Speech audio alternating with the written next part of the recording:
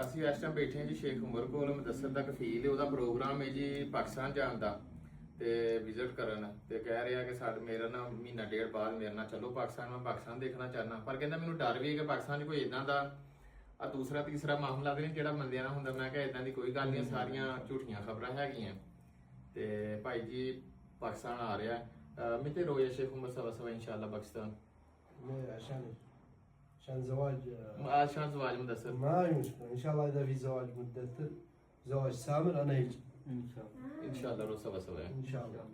باكستان أنا وريني أول فيديو كيف يعني حلو 100% بروح هذا شوارع أشوف أكل شوف تمشى إن شاء الله.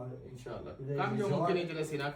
والله إذا في راحة زيادة ممكن 10 يوم 15 يوم ما يمشي. يعني أشرف لا يجي عند حسين. أخوه علي أخوه لا هذا إن شاء الله باكستان هذا بيت حقي أنت يا شيخ. ما يحتاج والله ما أنت يحتاج. تجي هنا بيت هذا بيت حقي أنا ولا يروح ما باكستان ما يحتاج. والله يا أنت موجود هناك أنا معلوم هذا أخو عمر موجود أنا. ما يحتاج أيوة والله والله اسمه إن شاء الله. إن شاء الله بإذن الله زواج سامر وشيخ مدة إن شاء الله يجي. إن شاء الله.